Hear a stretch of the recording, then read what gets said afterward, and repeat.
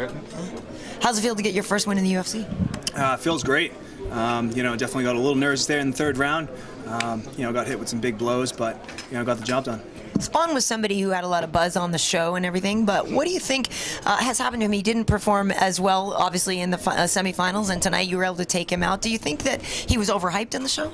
I'm not sure about that. Spohn's just a real tough kid. He definitely doesn't stop. In the semifinals versus Matt Van Buren, I think he was doing very well, and he just kind of got caught with those elbows, repeated elbows, as trying to finish the takedown. So, you know, his toughness takes him a long way. That's why he was a very good matchup for myself. We're both tough kids that like to throw, so we had a lot of fun. I think I just had a little bit more grappling tonight. Do you think that he was the one person that you really wanted to take out in the house the most, or do you feel like he would have been the toughest competition for you? I think Spohn's an interesting matchup. He's someone that's somewhat similar.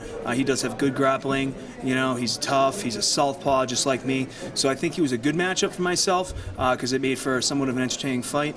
And it's definitely not someone I really want to take him out. He was someone that I thought was a stand-up guy, and I had the utmost respect for him going into the show and even going into this fight. So definitely no hard feelings on the fight going in or out. And I think he came at me hard. I came at him hard. So we had a good fight. How grateful were you to get this opportunity to fight in the UFC, being that you were eliminated in the competition for TUF 19? I'm definitely blessed. You know, have that call to return back to fight on the finale.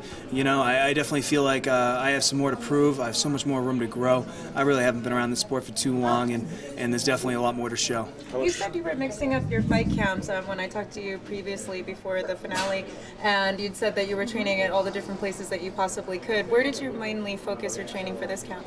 I stopped by Sidio Tong, Peter Walsh's, and Victory Combat Academy. A couple of gyms, a lot of coaches that helped me out. John Doomsday Howard was probably the biggest influence. He was great. He stayed with me the whole way and actually flew out and cornered me for this fight. So that was probably the most important person to me for this fight camp. And just mixing it up, something, you know, I've kind of always been somewhat of a nomad, not really having, you know, a full-time gym to go to. I came out as a wrestler, so I kind of already had some credentials. So I kind of hopped around. Never really had too much of a home gym, but now I'm starting to kind of get my feet a little bit more solid. I'll still do the the running around, the training, but I definitely want to kind of get one full camp together where I'm staying in one place. Dana White said when the show was filming that there was an incident at the house that Mark Coleman had to come and he came and like talk to you guys and resolved it, but it never made the cut on the show. What happened there? Can you explain the story to us? The incident with Mark Coleman having to step in with a little bit more discipline. It was just some of the fighters kind of messing around. I do believe it was something to do with the cameraman, and one of the fighters kind of mouthed off to him. So Mark Coleman put him through a little extra workout, put him through some hell. So it was interesting to watch. I know I did have a little peek, and Mark Coleman had a couple fighters doing some burpees, sprawls, and some runs for about an hour straight. So that's what I heard about it. I really didn't get the whole story, but it was definitely someone you have to be intimidated by. Someone like Mark Coleman putting you through a disciplinary workout. Yeah, and then obviously the talk around the season, Dana White came out and said it was the worst season of the Ultimate Fighter so far. How much pressure did that put on you to come in here tonight and prove a point that you are capable of being in the UFC? You know what's interesting? The season as a whole. This is an individual sport, so I look at myself, my fights. My first fight, I had a finish. I had a good Kimura. My second fight against Anton, we went the distance. It was back and forth. It was a close fight. My third fight against Corey Anderson, I went out, I banged, and I think we had a good fight. And me versus Spohn, I mean, we definitely threw. I had some grappling. Maybe not the most entertaining, but I think I did prove myself worthy of being here. So hopefully I still get the invite back. It's tough to hear that it was a boring season, but I think we still had a lot of talent and a lot of people that will stay in the UFC. Yeah, we see a lot of guys switch weight classes coming off the show. Are you comfortable fighting at this weight, or do you think you might change it up going forward? I'm definitely comfortable. I still think I'm a strong fighter at 205. I do want to lean out regardless if I make the drop down to 185 or not. But 185 is something I can definitely make. I'm just not sure if I'll be the best fighter at 185. It's something that I'll definitely have to test and see as my weight moves and as I lean out, see what kind of weight I am and see if I can make 185 and if that's best fit for me. Is there anything you'd like to say about the scandal you caused on the show, training with the other team and having to go back to Frankie and explain everything, because it seemed like some of the guys on the team were pretty hot about that? Yeah, I think it was just a little miscommunication. I think I took the correct steps talking to Frankie about it and him being completely fine. I just didn't realize, because it was such a short time frame, that I should go and let the other team know, the extra work workouts that I'm getting, even if I clear with the coaches. So I think it was just something as a surprise that they got upset, and maybe it was a surprise that they didn't know about it. I did talk with a couple kids on the team, but obviously didn't clear it with everyone. It's something that I don't feel an obligation to have to talk to multiple people about me getting an extra workout in. But it's disappointing that I wasn't able to get some more training in with someone like Mark Coleman, BJ Penn. I think they're all great guys. I think most of the team, the whole house were great guys. We just happen to have been on different teams, and I'm someone that's social. I'm someone that trains with other camps, and I have no issue with it. And it's a surprise to me when other people have issues. Is it? Because to me, especially on a show like that where the lines are so clearly drawn, it seems to me that it's pretty understandable that they'd get upset if you went and trained with the other guys. Not really. I'm fighting someone on my team, so in my eyes, it's an individual sport, and you're trying to prepare yourself the best you can to fight another opponent.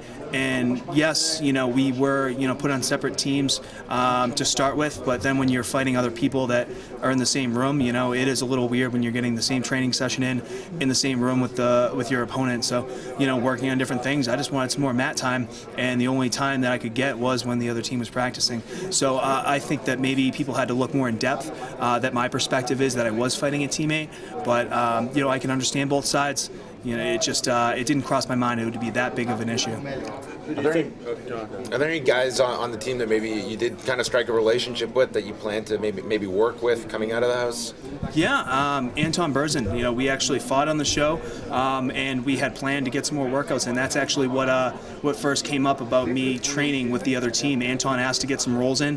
I talked to Frankie about Anton coming to practice and rolling a little jits with me. He was the only black belt in the house that wasn't a coach, so I wanted to get some rolls with him, and Frankie was actually the one who told me it's better if I go to the other team and work out during their practice, just so Anton wouldn't go and talk about to the other team about something that we're doing or something. So that was one person I did plan on working out with some more.